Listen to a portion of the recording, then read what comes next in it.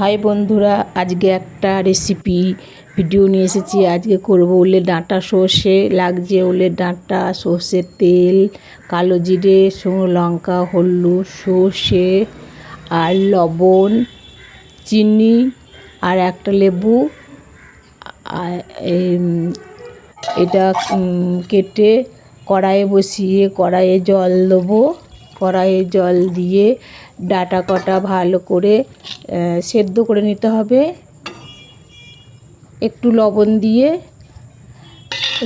ঢাকা দিয়ে দেবো। এই রেসিপিটা শুকনো ভাতে খেতে খুব সুন্দর সুস্বাদু। তোমরা করে দেখো, খেতে খুব ভালো লাগবে। ওলের ডাঁটা দিয়ে সর্ষে দিয়ে ওলের ডাঁটা খুব সুন্দর খেতে লাগবে। রেসিপিটা মিষ্টি মিষ্টি করা একটু হবে। আমার ওলের ডাঁটাগুলো সেদ্ধ হয়ে গিয়েছে। এখন আমি এটা নামিয়ে কড়াইয়ে বসিয়ে কড়াইয়ে সর্ষে তেল দেবো। অল্প অল্প তেল মশলা লাগবে, হালকা। আমি সব কিছু হালকা তেল মশলা দিয়ে করি। তাতে কালো জিরে, একটু শুকনো লঙ্কা ফোড়ন দিয়ে দিলাম। হয়ে গিয়েছে তেলটা।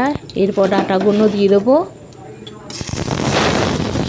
ডাঁটাগুলো দিয়ে একটু নাড়াচাড়া করে আমি এর মধ্যে দেব হলুদ গুঁড়ো, একটু হলুদ গুঁড়ো দেব। তারপরে দেব একটু লবণ। মশলাটা দিয়ে দিলাম সর্ষে বাটা, সর্ষে আর একটু লঙ্কা বাটা, বেশি কিছু না, হালকা মশলা। তারপরে দেব একটু লবণ, চিনি দিয়ে এটা জল দিয়ে ঢাকা দিয়ে দেবো। অল্প একটু হবে, কেননা এটা একটু ভাপিয়ে নিয়েছি তো, অল্প একটু হবে।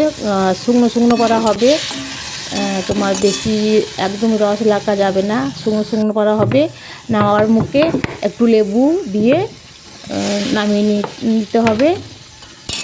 তোমরা ট্রাই করে দেখবে, খুব সুন্দর খেতে। তোমাদের রেসিপিটা যদি ভালো লাগে তো একটা করে সাবস্ক্রাইব করে দেবে নতুন নতুন ভিডিও দেখার জন্য।